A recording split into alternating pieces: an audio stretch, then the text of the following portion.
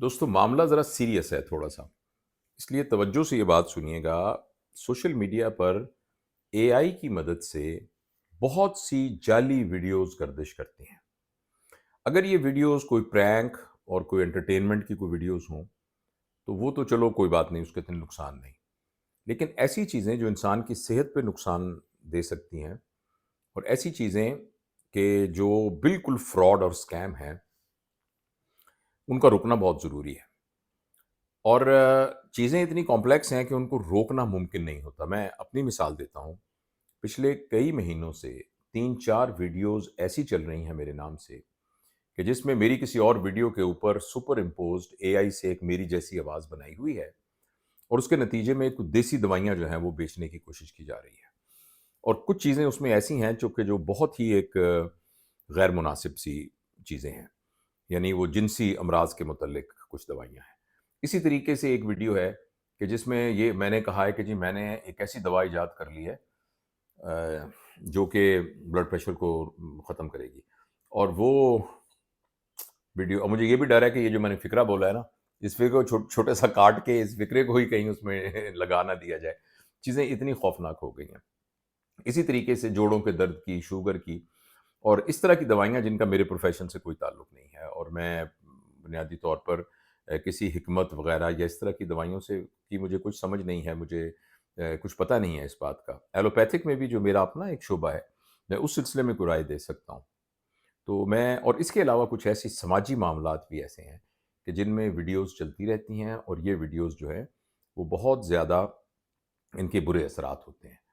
تو میرے اوپر تو یہ ذاتی طور پہ ایسے بیت چکا ہے۔ میں نے حتی الامکان کوشش کی کہ میں وہ جو سائبر کرائمز میں اس کا کیس کر سکوں۔ جو میرے ذاتی دوست تھے جو کہ اس طرح سائبر کرائمز وغیرہ میں تھے، ان کو میں نے کہا، کئی دفعہ انہوں نے وہ یو آر ایل وہاں سے ختم بھی کیے، تو مگر وہ پھر کسی اور ملک سے یو آر ایل بنا کے اور وہ پھر ویڈیو چلنی شروع ہو جاتی ہے۔ اور اچھے بڑے پڑھے لکھے لوگ، سمجھدار لوگ بھی فون کر کے کہتے ہیں جی آپ نے وہ جو ایک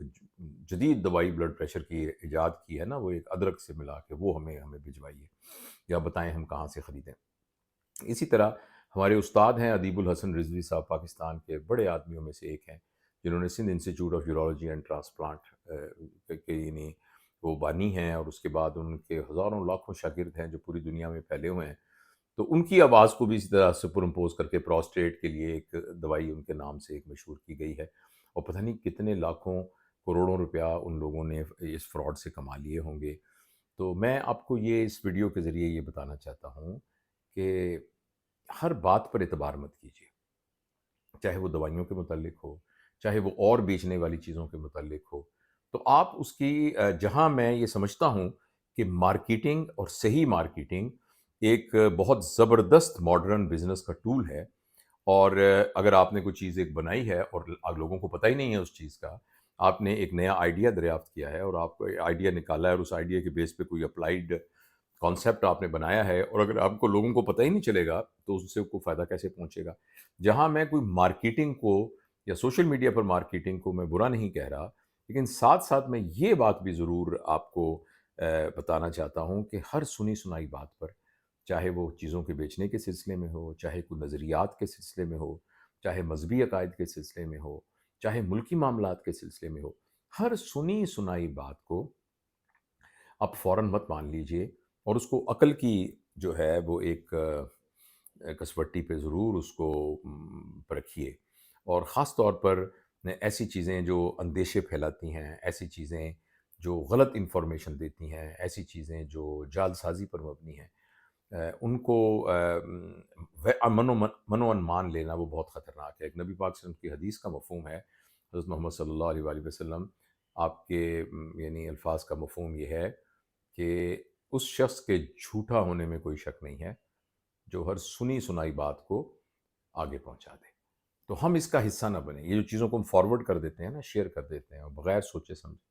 پتہ نہیں اس سے کتنے لوگوں کا نقصان ہو سکتا ہے، اور غلط بات کتنی بری طرح پھیل سکتی ہے۔ تو یہ میں عرض کرنا چاہتا تھا اس ویڈیو میں۔